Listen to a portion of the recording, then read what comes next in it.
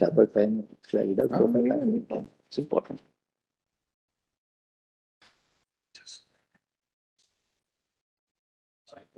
Court are called upon to determine the validity of the group of companies doctrine in the jurisprudence of Indian arbitration.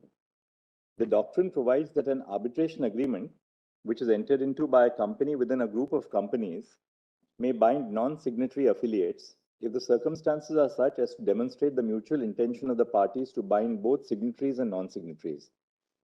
This doctrine is called into question purportedly on the ground that it interferes with the established legal principles such as party autonomy, privity of contract, and separate legal personality. The challenge before this court is to figure out whether there can be a reconciliation between the group of companies doctrine and well-settled legal principles of corporate law and contract law.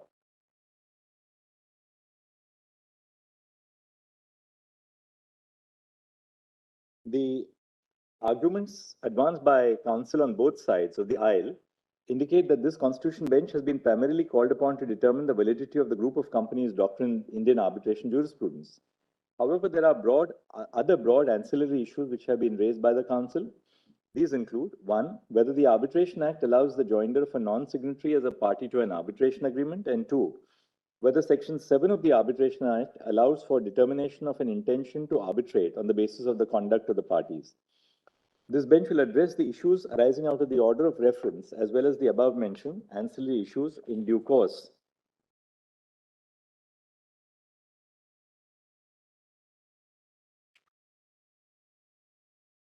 It's a generally accepted legal proposition that arbitration is a matter of contract and the party cannot be required to submit to arbitration any dispute which they have not agreed so to submit.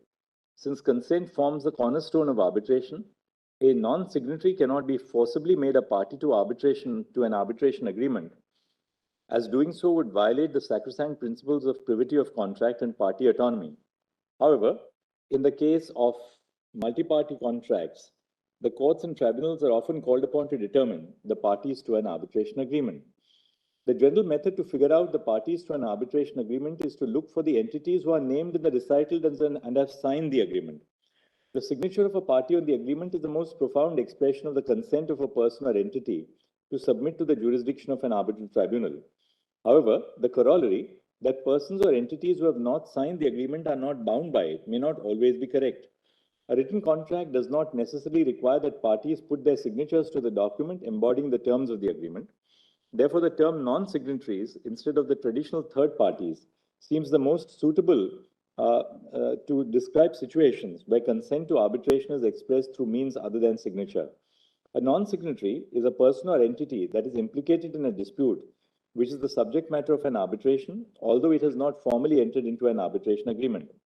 The important determination is whether such a non-signatory intended to effect legal relations with the signatory parties and be bound by the arbitration agreement. There may arise situations where persons or entities who have not formally signed the arbitration agreement or the underlying contract containing the arbitration agreement may intend to be bound by the terms of the agreement. In other words, the issue is who is a party to an arbitration agreement, and that is primarily an issue of consent.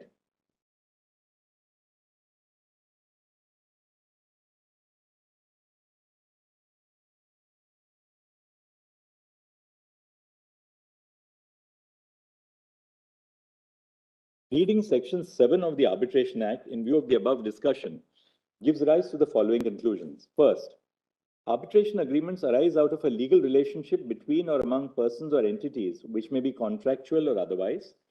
Second, in situations where the legal relationship is contractual in nature, the nature of relationship can be determined on the basis of general contract law principles.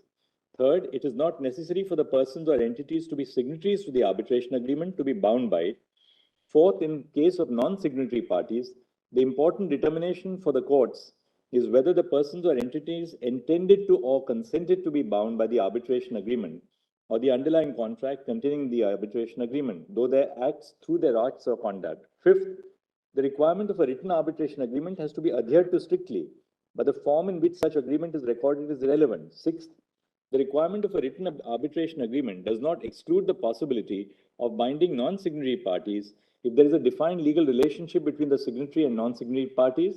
And seventh, once the validity of an arbitration agreement is established, the court or tribunal can determine the issue of which parties are bound by such agreement.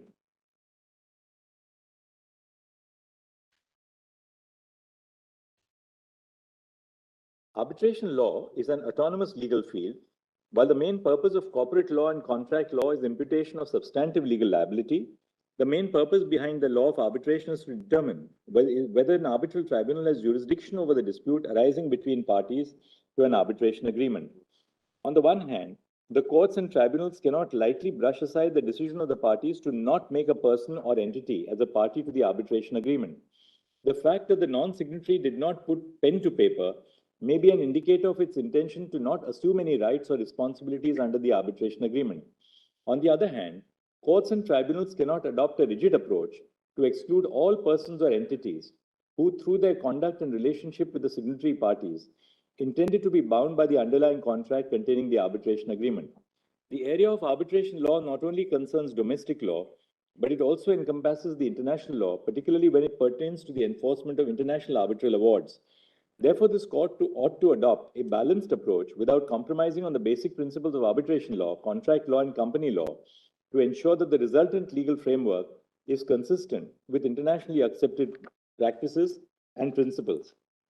A formalistic construction of an arbitration agreement would suggest that the decision of a party to not sign an agreement should be construed to mean that the mutual intention of the parties was to exclude that party from the ambit of the arbitration agreement.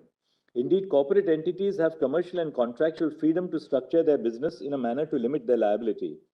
However, there have been situations where a corporate entity deliberately made an effort to be not bound by the underlying contract containing the arbitration agreement, but was actively involved in the negotiation and performance of the contract.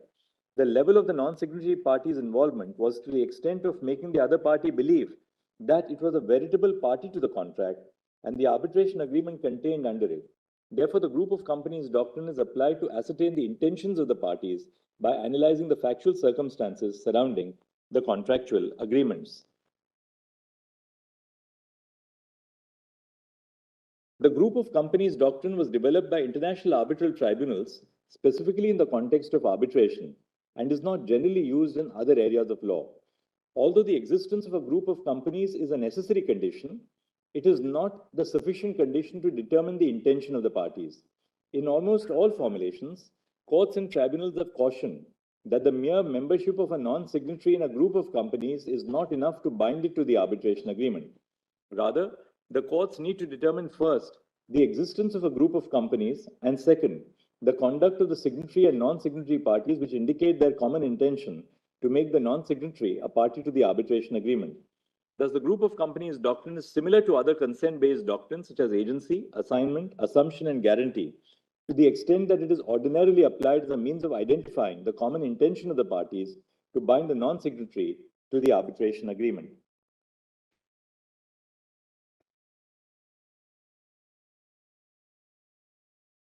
Since the group of companies doctrine is a consent-based theory, its application depends upon the consideration of a variety of factual elements to establish the mutual intention of all the parties involved. In other words, the group of companies doctrine is a means to infer the mutual intent of both the signatory and non-signatory parties to be bound by the arbitration agreement. The relationship between and among the legal entities within the corporate group structure and the involvement of the parties in the performance of the underlying contractual obligations are indicators to determine the mutual intentions of the parties.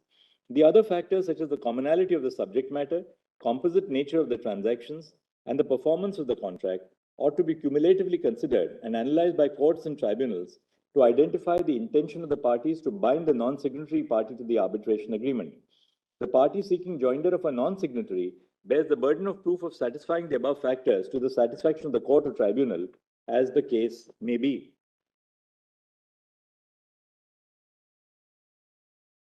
We are of the opinion that there is a need to seek a balance between the consensual nature of arbitration and the modern commercial reality where a non-signatory becomes implicated in a commercial transaction in a number of different ways. Such a balance can be adequately achieved if the factors laid down under discovery enterprises, supra, are applied holistically. For instance, the involvement of the non-signatory in the performance of the underlying contract in a manner that suggests that it intended to be bound by the contract containing the arbitration agreement is an important aspect. Other factors, such as the composite nature of the transaction and commonality of the subject matter, would suggest that the claims against the non-signatory were strongly interlinked with the subject matter of the tribunal's jurisdiction. Looking at the factors holistically, it could be inferred that the non-signatories, by virtue of their relationship with the signatory parties and active involvement in the performance of commercial obligations, which are intricately linked to the subject matter, are not actually strangers to the dispute between the signatory parties.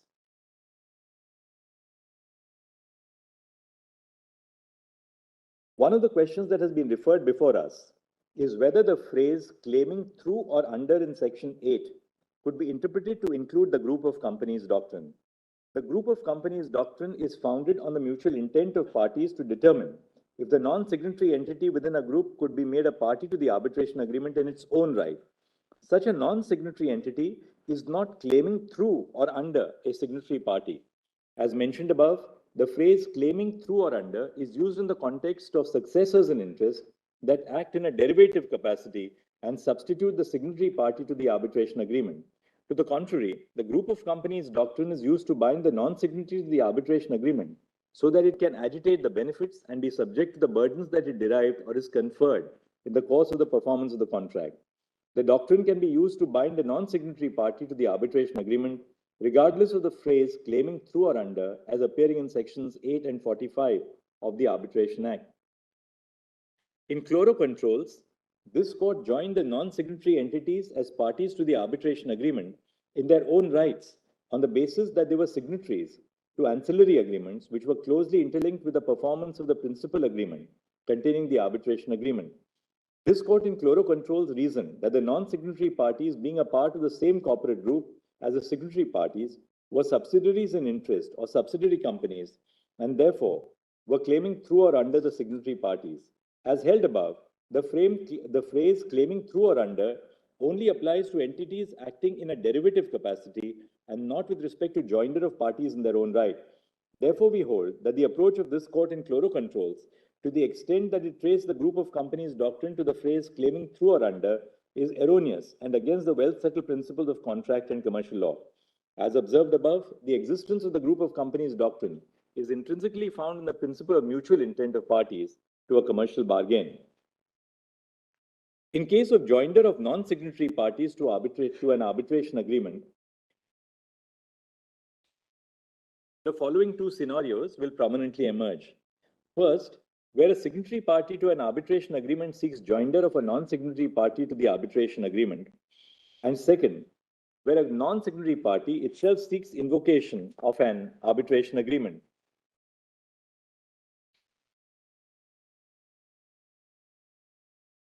In both the scenarios, the referral court will be required to prima facie rule on the existence of the arbitration agreement and whether the non-signatory is a veritable party to the arbitration agreement.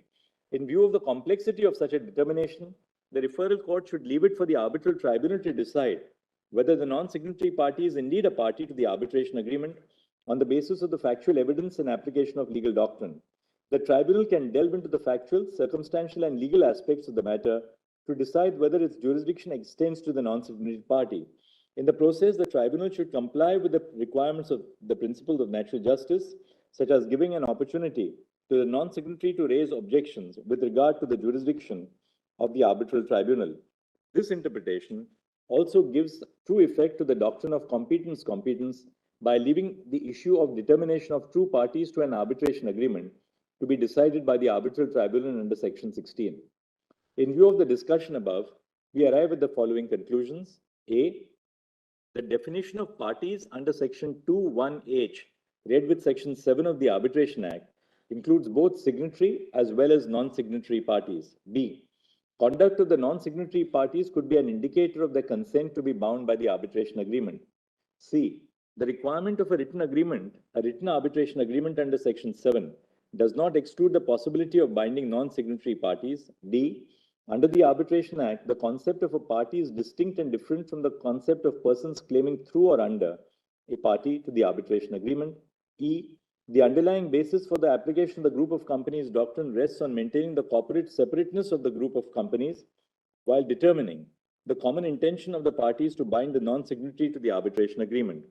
F, the principle of alter ego or piercing the corporate veil cannot be made the basis for the application of the group of companies doctrine. G, the group of companies doctrine has an independent existence as a principle of law which stems from a harmonious reading of section 2(1)H along with section 7 of the Arbitration Act. H, to apply the group of companies doctrine, the courts or tribunals, as the case may be, have to consider all the cumulative factors laid down in discovery enterprises. Resultantly, the principle of single economic unit cannot be the sole basis for invoking the group of companies doctrine. I, the persons claiming through or under can only assert a right in a derivative capacity. J, the approach of this court in K.R.L controls, to the extent that it traces the group of companies doctrine to the phase claiming through or under, is erroneous and against the well-established principles of contract law and corporate law. K, the group of companies doctrine should be retained in the Indian arbitration jurisprudence, considering its utility in determining the intention of the parties in the context of complex transactions involving multiple parties and multiple agreements. L, at the referral stage, the referral court should leave it for the arbitral tribunal to decide whether the non-signatory is bound by the arbitration agreement. And M, in the course of this judgment, any authoritative determination given by this court pertaining to the group of companies doctrine should not be interpreted to exclude the application of other doctrines and principles for binding non-signatories to arbitration agreement.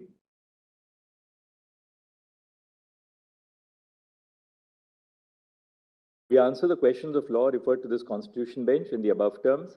The registry shall place the matters before the regular bench for disposal after obtaining the directions on the administrative side.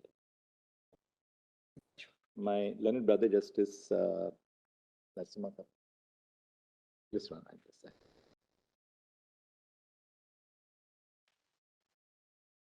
Mr. Diwan has gone somewhere else. That curative petition, we have clarified in the judgment, Mr. Diwan, that your curative petition, you have a case that the curative petition should be dismissed as it is on the facts. That we have kept open for that to be considered.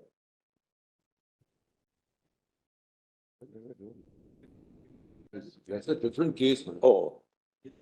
No, but here also, sorry. Mine is a concurring judgment with some additional reasons.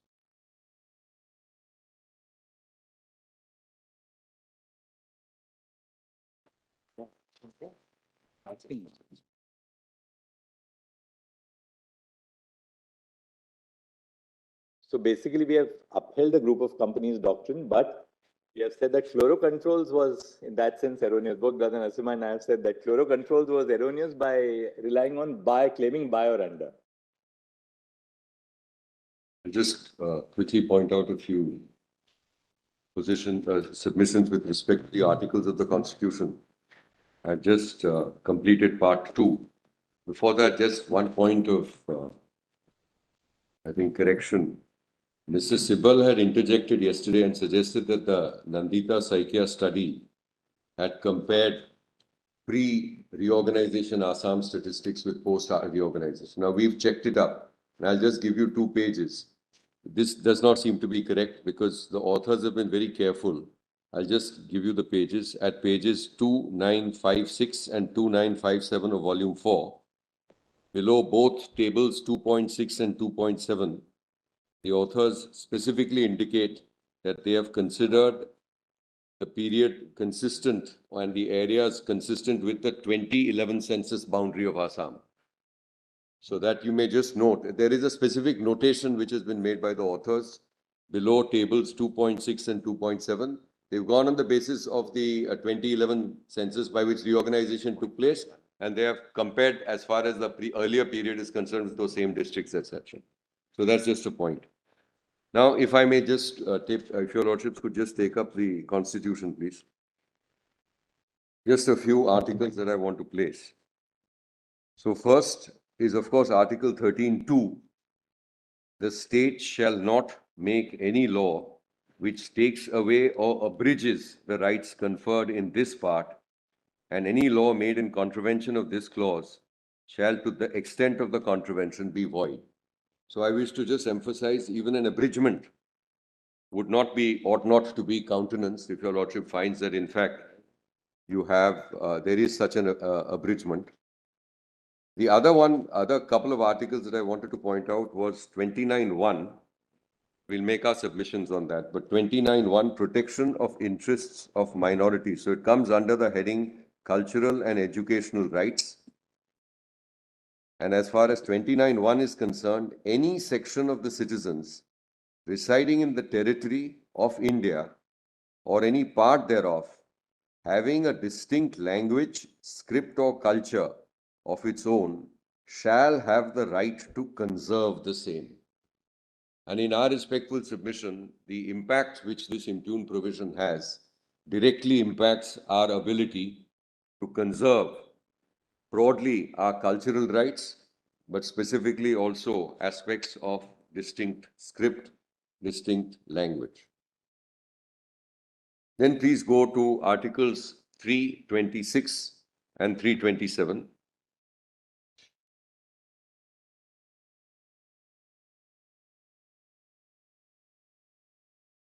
326, elections to the House of the People and to the legislative assemblies of states to be on the basis of adult suffrage. The elections to the House of the People and to the legislative assembly of every state shall be on the basis of adult suffrage. That is to say, every person who is a citizen of India and who is not less than 18 years of age on such date as may be fixed in that behalf by or under any law made by the appropriate legislature and is not otherwise disqualified under the Constitution or any law made by the appropriate legislature on the ground of non-residence, unsoundness of mind, crime or corrupt or illegal practice shall be entitled to be registered as a voter at any such election. And 327, power of Parliament to make provisions with respect to elections to legislatures. Subject to the provisions of this Constitution, Parliament may from time to time, by law, make provision with respect to all matters relating to or in connection with elections to either House of Parliament or to the House or either House of the Legislature of a state, including the preparation of electoral rolls, the delimitation of constituencies, and all other matters necessary for securing the due constitution of such house or houses. So here, as far as registration of voters is concerned, covered by Article 326. In our respectful submission, this is specific to a citizen of India. And therefore, there are two elements to this. One is, of course, the strict scrutiny test, because our submission is going to be that this is really having an impact on the integrity of India. It's having an impact on the sovereignty of India, this decision, which is the impugned provision.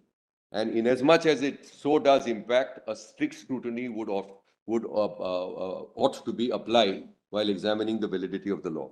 But here, 326, as you have seen, citizenship is sought to be conferred. I'll just complete by making a reference to 355, which has two aspects to it. Duty of the Union to protect states against external aggression and internal disturbance.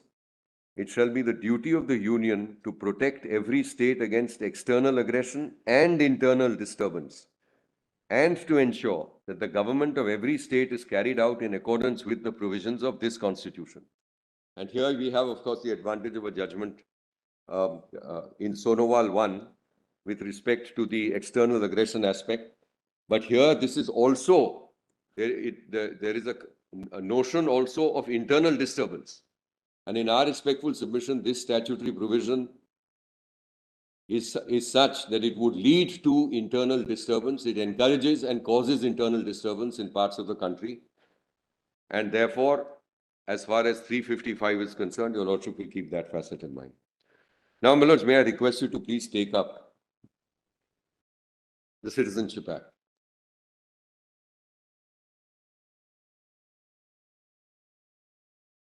Now here, you will notice that 2B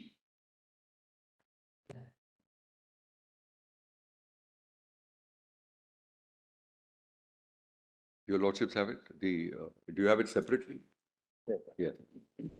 So I'm just indicating that illegal migrant is defined in 2B, means a foreigner who has entered into India without a valid passport or other travel document and such, or with a valid passport or other travel document and such other document or other authority as may be prescribed, etc.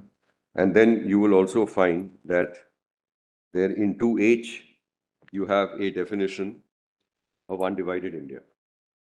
means India as defined in the Government of India Act 1935. Now, just before placing section 6A, you will notice that there is in section 3 citizenship by birth. So that's one manner of obtaining citizenship. Citizenship by descent is covered under section 4. Citizenship by registration. Now here again you will find that there is an exclusion. Not being an illegal migrant. Under section 5 subsection 1. Citizenship by naturalization. Here again, pursuant to an amendment in 2004, not being an illegal migrant has been recorded or inserted. And as far as section 7 is concerned, citizenship by incorporation of territory. Now I proceed to the impugn provision, which is 6A. So first, please see the marginal note itself. Special provisions as to citizenship of persons covered by the Assam Accord. So this is my first point, and this is very, very specific only to Assam. For the purposes of this section, Assam means the territories included in the state of Assam immediately before the commencement of the Citizenship Amendment Act 85. B. Detected to be a foreigner means detected to be a foreigner in accordance with the provisions of the Foreigners Act 1946 and the Foreigners Tribunals Order 1964 by a tribunal constituted under the said order. So this is an expression which will come, detected to be a foreigner. Specified territories means the territories included in Bangladesh immediately before the 1985 Act. D. A person shall be deemed to be of Indian, this is very important, a person shall be deemed to be of Indian origin if he or either of his parents or any of his grandparents were born in undivided India. E. A person shall be deemed to have been detected to be a foreigner on the date on which a tribunal constituted under the Foreigners Tribunals Order 64 submits its opinion to the effect that he is a foreigner to the officer or authority concerned. So here you will find that the expression opinion is utilized, and at some places it's a form of a determination. Now look at subsection 2. Subject to the provisions of subsection 6 and 7, all persons of Indian origin who came before 1st January 66 to Assam from specified territory, including such of those whose names were included in the electoral rolls used for the purpose of the general election in the House of the People held in 1967, and who have been ordinarily resident in Assam since the dates of their entry into Assam, shall be deemed to be citizens of India as from 1st January 66. So I want to make 2 or 3 points here. First, as far as 1st January 1966 is concerned, it operates in a blanket manner. There is no determination, etc., which is involved at all. There's no process at all. Deemed to be a citizen of India as from the first day of January 1966. So there is no process.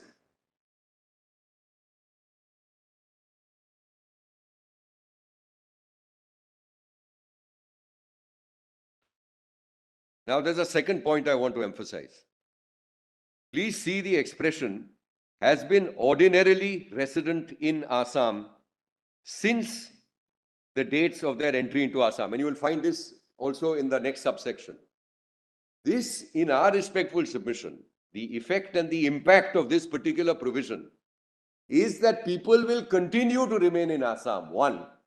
And number two, it serves as a beacon to attract people to come to Assam and make whatever claim, false claim, etc., etc. What you find is, it's not just that on a particular day there is some determination. By holding that the person should ordinarily be resident in Assam since the date of entry, you are creating a situation where, because you will find that there's no time limit which is prescribed for any of these determinations under subsection 2, subsection 3, etc. There's no outer time limit at all. which is prescribed. It can be done today. There's no problem. I mean, if this particular section is valid, you can make an assertion today, and that's it. So this is another feature in subsection 2 which you will notice. So 3 features. First, it's blanket and there is no conditionality which is to be met. There is no process provided for the purposes of determination. And third, there is a very strong encouragement to people to remain ordinarily resident in Assam since the time that you enter and to make a claim. Now please see subsection 3.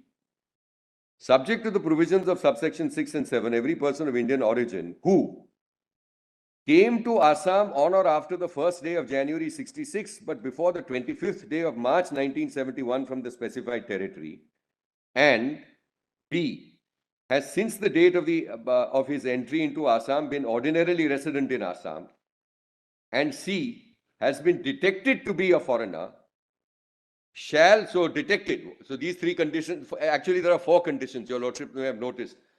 It has to be first and foremost a person of Indian origin. Please note that. It has to be of Indian origin. It can't be, as defined, of course.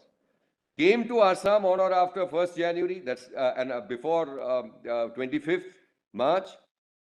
Third condition, has since the date of the entry into Assam been ordinarily resident in Assam. Again, a huge encouragement to remain on over there and make whatever type of claim that you want, and has been detected to be a foreigner. Fourth condition. Now, what is this person supposed to do? Shall register himself in accordance with the rules made by the central government in this behalf under section 18 with such authority, hereinafter in this subsection referred to as the registering authority, as may be specified in such rules. And if the name is included in any electoral roll for any assembly or parliamentary constituency in force on the date of such detection, his name shall be deleted therefrom. Now see the explanation. In the case of every person seeking registration under the subsection, the opinion of the tribunal constituted under the Foreigners Tribunals Order 64, holding such person to be a foreigner, shall be deemed to be sufficient proof of the requirement under clause C of this subsection.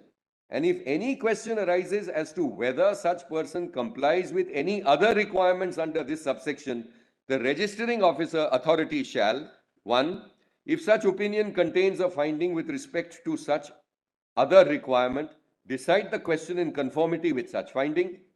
If such opinion does not contain a finding with respect to such other requirement, refer the question to a tribunal constituted under the said order having jurisdiction in accordance with such rules as the central government may in this behalf under section 18, and decide the question in conformity with the opinion received on such reference. So now just pausing here and then I'll go to subsection 4. Our understanding of this submission is this. This is how it works. Number 1, all determinations, those 4 points which I mentioned, whether you are a person of Indian origin, came to Assam during these periods, have since been ordinarily resident and have been detected to be a foreigner. Everything is to be done by the tribunal alone. That's the first point I want to make. That's the determination. The registering authority has to require an opinion of the tribunal. That's one. Second feature I want to point out is, for the purposes of registering, the detection exercise has to be first complete. You cannot seek registration without detection to be a foreigner or to be declared as a foreigner.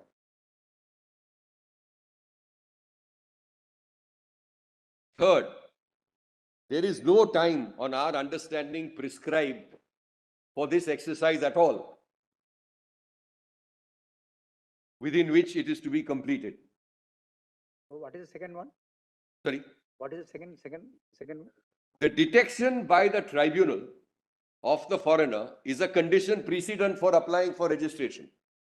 You please just see, shall register himself. So it's an Indian origin, and then you have A, B, and C who has been detected to be a foreigner, then shall register himself in accordance with the rules, etc., made by the authority as may be specified. And you will find in 6A1B, the expression detected to be a foreigner is defined. It means detected to be a foreigner in accordance with the provisions of the Foreigners Act by a tribunal constituted under that order. So what you have is, and there's no time period prescribed for this. There's no time period at all, which is prescribed for this particular exercise to be carried out. So no time period as far as 3 is concerned, no time period insofar as 4 is concerned. Now please see subsection 4. A person registered under subsection 3 shall have, as from the date on which he has been detected to be a foreigner. Please see the starting point for this. And till the expiry of period of 10 years from that date, the same rights and obligations as a citizen of India, including the right to obtain a passport and the obligations connected therewith, but shall not be entitled to have the name included in any electoral roll for any assembly or parliamentary constituency at any time before the expiry of the said period of 10 years. So this is post-detection. I'm sorry, this is yes, detection and post-registration. No, it will be from detection. It will be from detection, my lord, not registration. Yeah. 4 is not conditional on registration. 4 is that you get the same rights. Sorry, 4 does not postulate registration. it does. 4. Yeah, a person registered Right. under subsection 3. Correct. So first you will have to have a detection. Once detection, registration under that section. Then he applies for registration. Then he applies for registration, and then 4 says you will have the same rights and obligation. No, but shall not be entitled to have included in the electoral roll for a period of 10 years. Correct. So for 10 years they were knocked off the electoral rolls basically. But from what date is the question I ask myself? It's from the date of detection. From the date of detection. Seems to be like that. Yes. I'll read it again. A person registered under subsection 3 shall have, as from the date on which he has been detected to be a foreigner, and till the expiry of period of 10 years from that date. So detection? From the date of detected. Right. Correct. So no period prescribed for within what period the detection exercise has to be completed at all. Then from that detection exercise, 10 years. All rights except voting, and after 10 years, you will have a voting right. But this is completely open-ended, as your lordships have seen. It's an open-ended exercise. It can go on indefinitely. It can be at any point of time. Yeah, it can, according to me, be done today as well. It can be done today as well. And people will continue to assert today. And it's bound to happen in that manner. Now, please see 5. A person registered under subsection 3 shall be deemed to be a citizen of India for all purposes, as from the date of expiry of a period of 10 years from the date on which he has been detected to be a foreigner.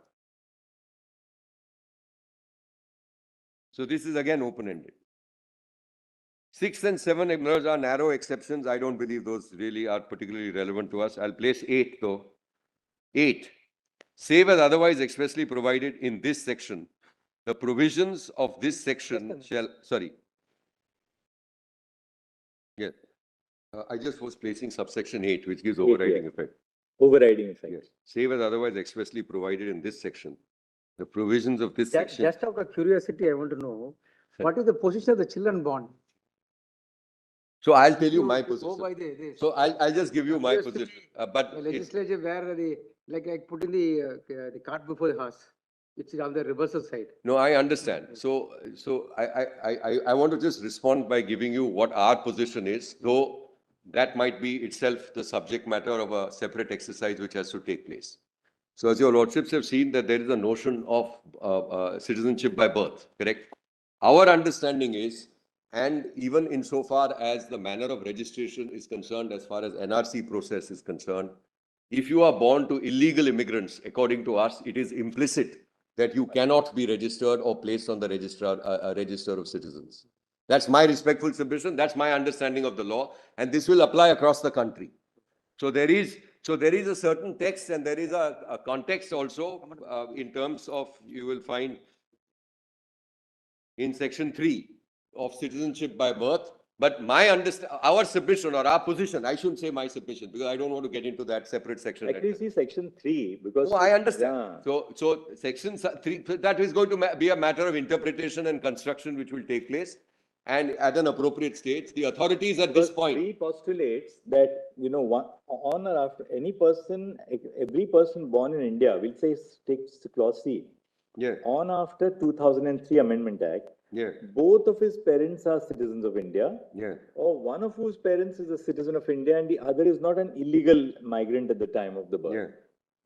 So if one of the parents is an illegal migrant at the time of the birth, then you don't get the benefit of citizenship by birth. Yeah. So, Manoj, that will be a whole separate thicket of point. But since the question is being put to me, I'm just indicating that from what we understand, as far as on the Why ground you're is saying concerned. Sorry. We are only seeing the impact. Yes, possible the impact. The See, impact. now, those who come in Yeah. before 1166 So and who's to thereafter determine that? 66 to 71, see, the grievance appears to be practically, if you see, with the generation would have stationed here thereafter. Yeah. See, if let us assume that they come in their early teens, Right. they must be in their 70s or late 80s. Right. But what is the fallout of it? What is the consequence of it? That's what we have to see now. No, of course. So the consequence, short of, so there could be many consequences. The Interpretation under- government is fully empowered. Sorry. Interpretation section 3 also will have to be given. Actually, for Section 3, the Parliament has divided it into three time frames. Anybody who is born in India after 1950, after 26 January 1950, but before 1 July 1987, you become a citizen by birth, irrespective of parental status. Whether parents are citizens. That's all. That's Manoj, Honor. I understand. Then between 87 and 2003, any one parent, if he is a citizen, the child becomes a citizen, if you are born in India. After 2003, it is more stringent. Either both your parents have to be a citizen, or one person is a citizen, but the other should not be an illegal migrant. So they've tightened it up. Before 1987, it was nothing. I mean, irrespective No, of but parental Manoj, status, you that's became it by- probably on a became textual, purely by- probably on first blush, your lordships may come to that conclusion. But in our respectful submission, because I don't want to get into that, there's a whole thicket of rules, etc., which they're framed, and there's a process and a protocol being followed for the that purpose of just doesn't NRC. fall for our determination. I don't believe it does, because according to us, it's implicit that where you have a situation where you have illegal migrants, they are to be prosecuted. There are a whole range of options which are available to the government as to what they can do if there is a breach and violation of the Passports Act, if people have entered, overstayed, etc., come in without appropriate documents. The whole range of responses which they may have. They may require you to be in a particular area. We're not getting into that. So therefore, I just responded very broadly. Our understanding is there's no automatic citizenship which is allowed insofar as children of illegal migrants are concerned. But that's a position. I don't want to go any further than that. Now, Manoj, I want to just summarize. Sorry, I want to just. There is some separate writ petition, I understand, etc. on that one. Anyway, so now I want to just summarize 3 or 4 impacts. So what are the impacts of 6A as we understand it? So I'll just summarize it. So one, according to us, illegal migrants in Assam who are required to be identified and processed under Section 3 of the Foreigners Act 46 are rewarded with citizenship. This is one element. Just 1 second.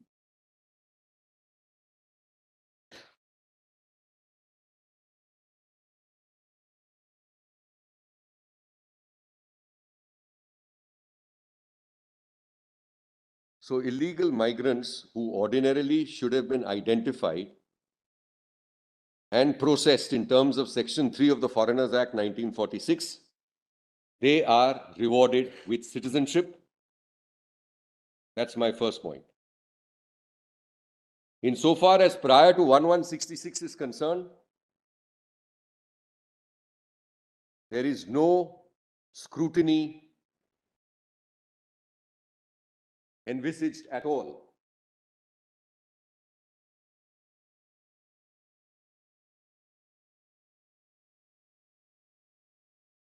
Next point, insofar as 6A2 is concerned,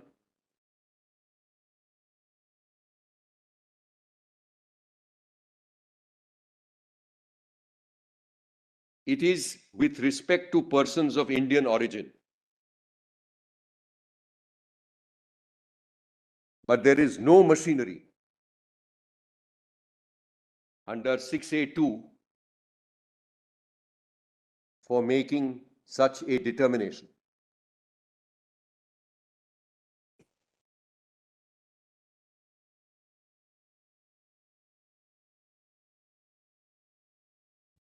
My next point is that illegal migrants are encouraged to remain ordinarily resident in Assam.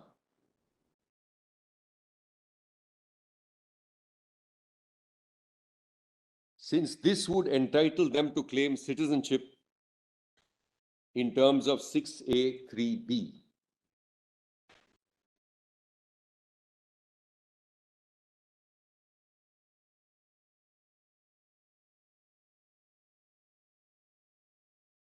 So you are required to be, since the date of entry has been ordinarily resident in Assam. So just imagine, if there's no time frame which is provided, you're going to continue to remain ordinarily resident in Assam.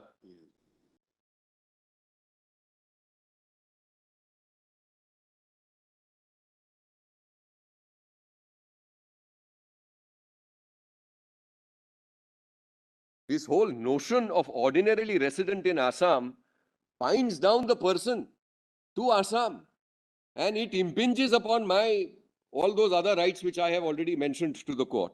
So this is, in our respectful submission, it nails the person down over there. It causes him to remain over there, him or her.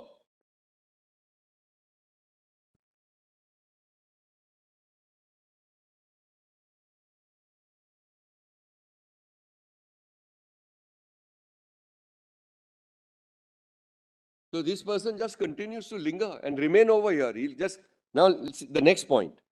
Absent any time frame to complete the detection and registration, any time frame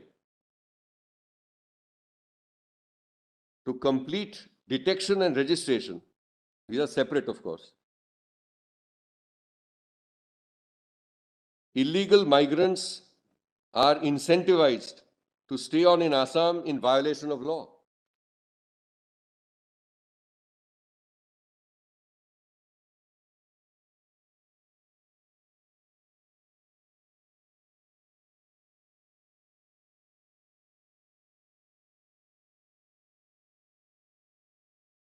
And my final point is,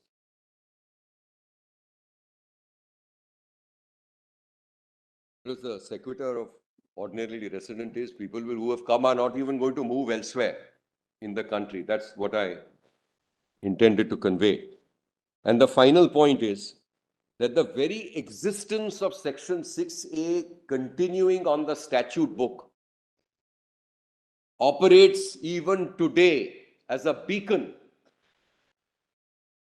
to persons to migrate illegally into Assam.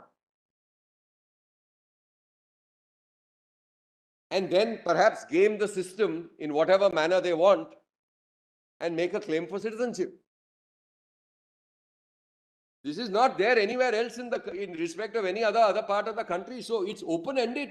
So even today, if somebody is, whatever, may happen, may not happen, as to where should I cross over the border from? This is a huge incentive, just as it stands on the statute book, because there's no time frame which is provided. Anyway, these are now having submitted this, I want to just give you two citations, just if I may. They are on record. I'll give you the paragraphs as well. Now, what your lordships have held is that one has to examine ultimately the effect of the law. So what is the direct effect? And this test has been laid down in Bennett Coleman. So I'll just give you the citation, please. It is 1972, volume 2 SEC, 788. It is at serial number 50 of volume 5 from your index. The report begins at page 1563, and the relevant paragraph in this regard is paragraph 39. 1563, right? 1563. 1563 at 1587, para 39. What volume is that? volume 5. Manoj.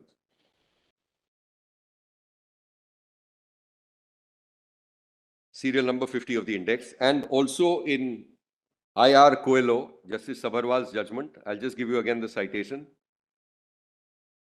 2007, volume 2, SCC, page 1. In the index of volume 5, it is at serial number 132. The report begins at page 7586. And the relevant paragraph, that concluding paragraph of Justice Sabharwal is paragraph 150 of the report. Page? I'll just give that to you. It's at 7696. It's well settled, actually. I think it's well settled. So when you're looking at the, You don't look at the object of the law, but the yeah, effect of exactly, to say X, so, yeah, absolutely. So that I have. Now, Malaj, I'm on Article 14. So I'll just make my points on Article 14. So my first point is, I endeavor to attack the classification itself. So that's the first point. So my respectful submission, the classification is not based on any rational criteria. And here I make 2 points. Assam is singled out here, but there is a severe problem, not just in Assam, but also in respect of other border states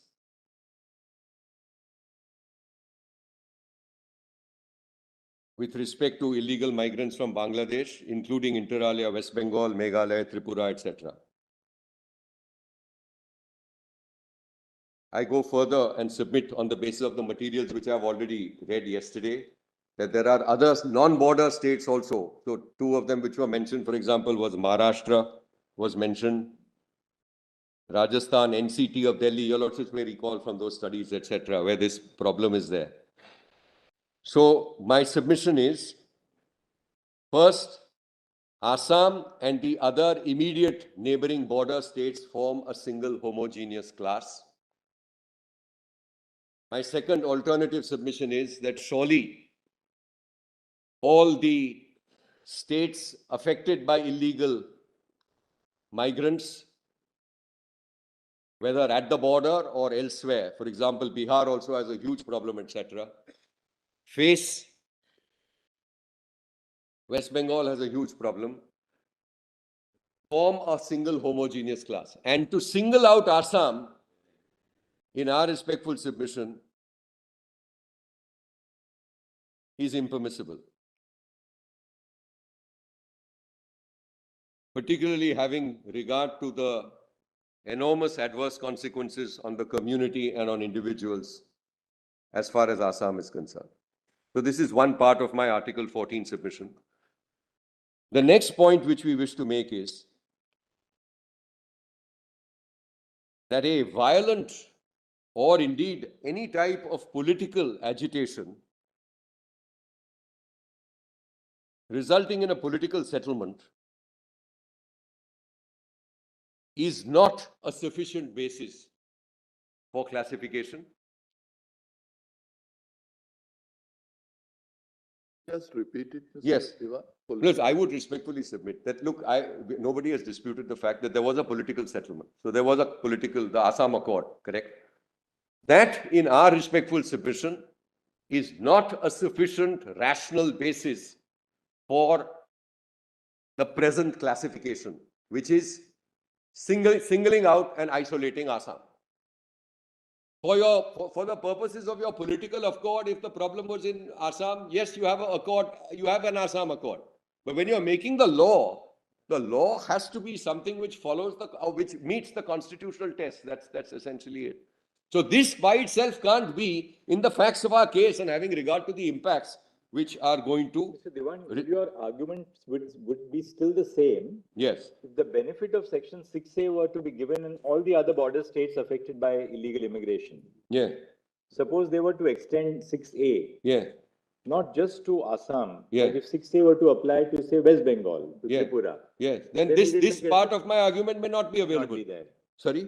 Then you're right. It may not I may have other arguments, but not this one. I mean, I am trying to go, trying to present a case on all three footings. Number The reason one, I asked you this is- classification. The Sorry. reason I asked you this is that 6A is a beneficial provision. But right? for whom? Obviously, for a group of persons, it's a No, but beneficial beneficial provision. has to be for citizens, No, Manoj. That's the right. point. But therefore, I asked you, was Parliament bound to make that beneficial provision for all persons similarly circumstanced in order for it to be valid? No, I am. Or can Parliament not say that in the interest of maintaining peace in a state which was riven by strife, Yeah. we have arrived at, obviously, every compromise Yeah. is We never have a compromise. never perfect. It Yeah. is never a perfect compromise. Right. But can Parliament say that to bring about peace in a strife-ridden state, Right. or should we continue that strife merely because we will be discriminating between states? Because these are sometimes very vexed issues. No, I they mean, are. I agree. Or at that point, we have to put ourselves in the position in which the then government of India was in 1985. The then Parliament was in 1985. Yeah. The situation of Assam, where there was so much of violence at that time. Right.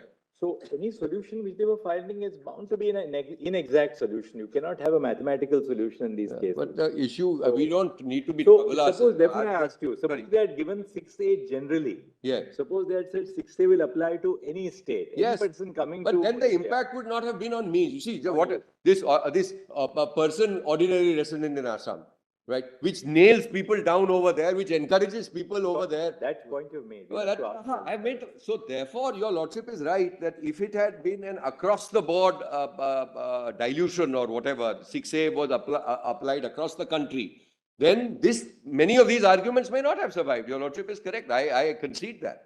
But that doesn't mean that however noble your cause might be or whatever your objective at that point, you have to do it in some manner which is constitutionally sustainable and which doesn't have an impact on one set of communities which are in one state. All right. So, And so anyway, I've made that that's the point. second type. Yeah. That any Now- type now, of so- political sorry. agitation, any type of political agitation resulting in a political settlement Yeah. is not a valid basis for the present. Yeah, solely, yeah, it can't be just held up that, look, we had this, it will have to pass various constitutional tests. Now, singling out, the next aspect is that rewarding illegal migration in one part of India, that is the state of Assam,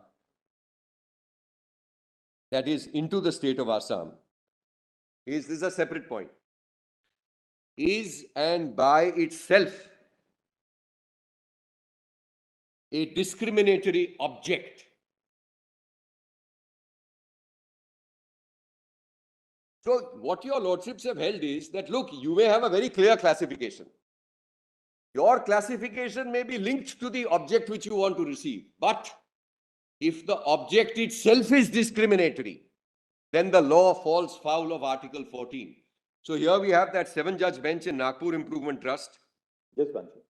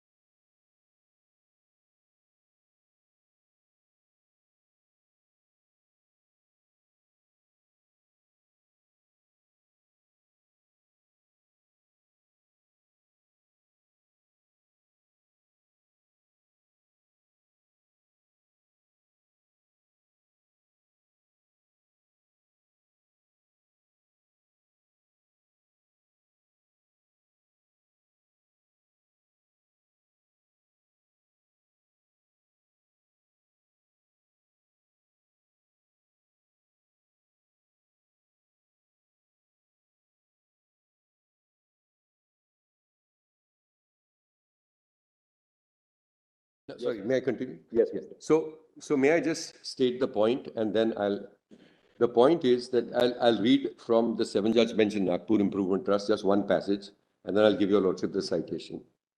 The law recognizes that you may have certain situations where your classification is clear. It may have a reasonable or a rational nexus to the object which is sought to be achieved. But if your object itself is discriminated, then the law will fall foul of Article 14. Now, I'll just read that passage and I'll explain why the object itself is discriminatory in my case. So the passage, sorry. If we formulate it like that, if the law in itself is discriminatory, if The object of the law, if the object if of the the law, object and effect of the law is itself discriminatory, then merely because your classification is on intelligible differentia and it has a rational relation with your object, it would not save the law.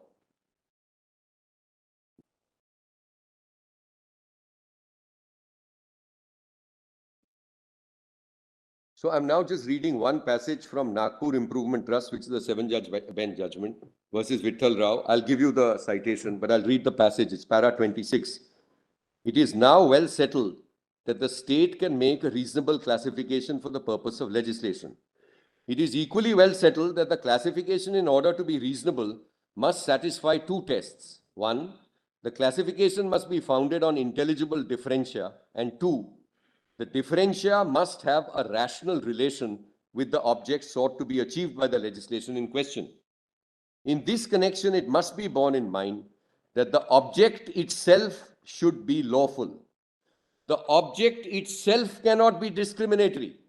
For otherwise, for instance, if the object is to discriminate against one section of the minority, the discrimination cannot be justified on the ground that there is a reasonable classification because it has a rational relation to the object sought to be achieved. Now, this is your lordship's language, so I'll just give the citation and then I'll link it up to our facts. So the citation is Nagpur Improvement Trust. It is 1973, 1 SCC, page 50. Yeah. It's a 7-judge bench of our court.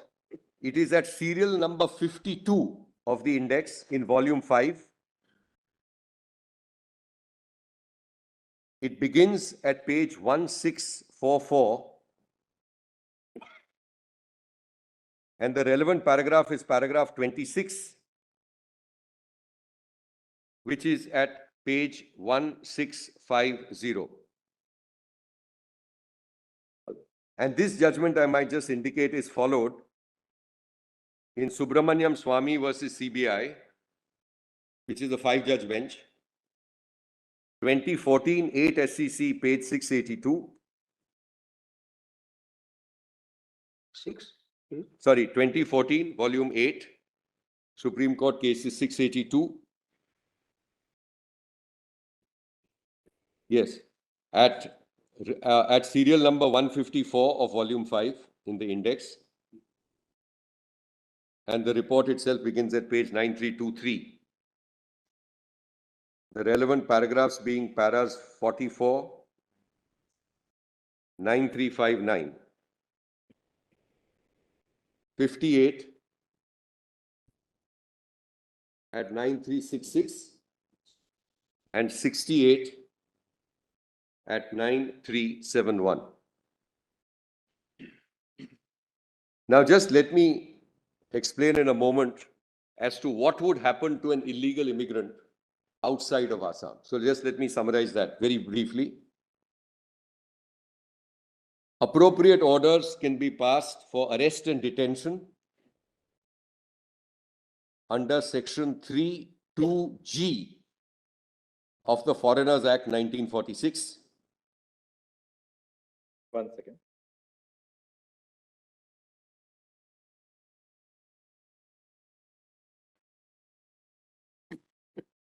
So there's section 3(2)(g) of the Foreigners Act 1946. And the government can pass appropriate orders for arrest and detention of a foreigner who has entered without proper documentation. Diwan under which section? 3(2)(g) of Foreigners Act 1946. Another, I'm not giving you an exhaustive list, but I'm just giving you 3. Another, action against an illegal immigrant outside of Assam could be that the government can remove or deport the person who has entered without a passport under Section 5 of the Passport Entry into India Act 1920.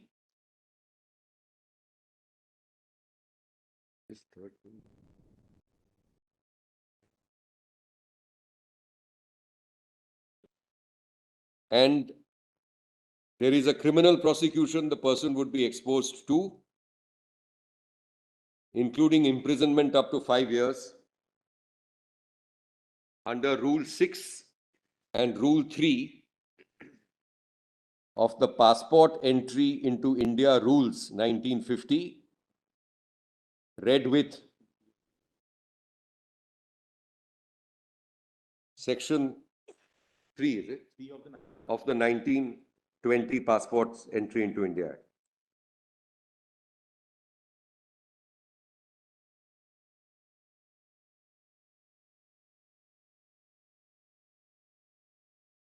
So the submission is that how do you draw out, I mean, the illegal immigrants are a single class in our, I mean, in a sense. And this particular category of illegal immigrants, you confer citizenship, etc. on. Otherwise, these persons would have all been visited with these penalties. Then I just want to indicate that perhaps this provision also suffers from the vice of being palpably arbitrary. And I'll indicate why. You see, just consider a situation. You have two persons who cross over the border without their documentation, etc. One lands in Assam, the other lands 50 yards away in one of the neighboring states, say Meghalaya or something like that. The question is that, is this not palpably arbitrary that a person who chooses an Assam route receives these type of benefits? With all the points which I mentioned regarding remaining there because you have to be ordinary resident and you continue to remain there. And no time period within which you have to register, no time period within which a determination is to be made. So we would respectfully submit that this results in palpable arbitrariness. And the Assam Accord, my lords, your lordship is right. I mean, at that particular point of time, yes, of course, I'm not, why, a political accord, there's no embargo against it. So no problem with that at all. But then when you're translating it into a law, having regard to the promises, such promises as you may have made, when you're translating it into a law, it must, in our respectful submission, meet these various tests, including Article 14. Because Mr. Dewan, Sorry. we must actually also give the government that latitude. Even Yeah. today, there are parts of the Northeast which we know. I mean, we need not name the states, but there are states which are, affected by insurgency. Yes, yes. Which are affected by violence. Yeah. So, I mean, we have to give the government that leeway, even today, to make the sort of adjustments which are necessary to save the nation. Maybe 25 years later, it may appear, well, why did you make this concession when the nation is stable? But at that moment, sometimes these are compromises which the government has to make to save the overall, save the overall well-being of the nation. That is. No, so that is I mean, I think that's a very sound rationale for entering, possibly for justifying the Assam Accord. I mean, I'm not for a moment. We are not assailing the Assam Accord. The Assam Accord may be perfectly kosher, and there may be perfect justification for that. After that, the question is 6A and the manner in which you have coined and drafted 6A. That you have made. So, but I think the latitude, I appreciate, Parag, the latitude always, the legislature has latitude. Beyond that latitude because of the 14 violation. Yeah. Now, I want to go into one other aspect. And your lordships may put it, because at least we've done as much of research, because these volumes are also volumes. There doesn't seem to be any, this is, I think, important for this kind of a statutory provision which you insert. There doesn't appear to be any study, because that was your lordship's question, or any material with the government at that point of time, by which they knew what the impact of this particular statutory provision is going to be. So when you're testing the provision now, all right, you may test it at that particular point of time.